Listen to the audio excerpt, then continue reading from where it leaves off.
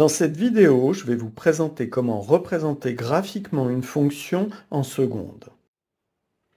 Pour représenter graphiquement une fonction, on place les points de coordonnées x, y dans un repère tel que y égale f de x. Dit plus simplement, il s'agit de faire un dessin qui va représenter la fonction. On ne parle évidemment pas d'un dessin artistique, mais plus d'un dessin comme un plan, qui obéit à certaines règles que nous allons voir et qui permet de littéralement représenter, voir la forme de la fonction. Prenons un exemple. On nous demande de construire dans un repère orthogonal la courbe représentative de la fonction f de x égale x au carré plus 2x sur l'intervalle -2, 2, crochet fermé, c'est-à-dire borne comprise.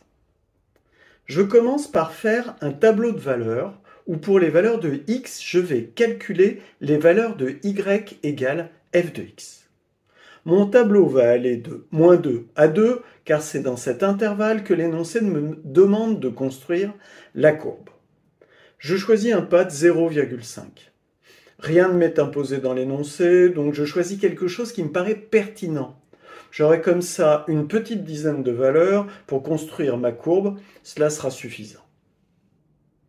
Il faut maintenant remplir le tableau en calculant pour chaque valeur de x la valeur de y égale f de x.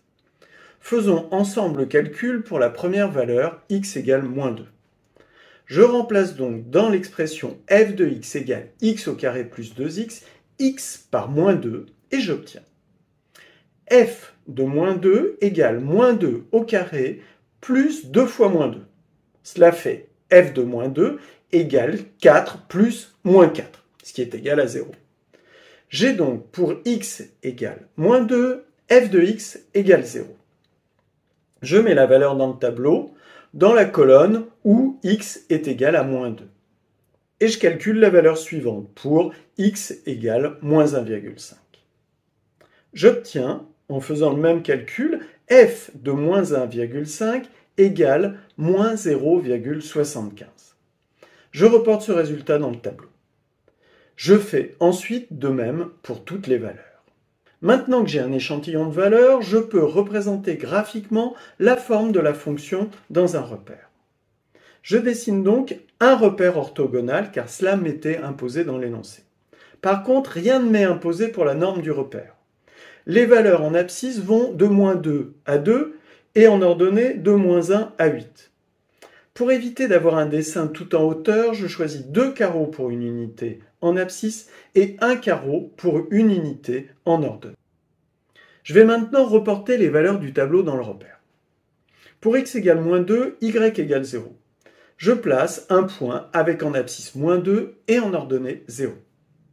Pour x égale -1,5, y égale -0,75.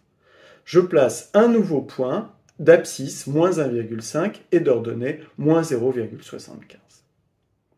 Et je continue et je fais pareil pour tous les autres points du tableau.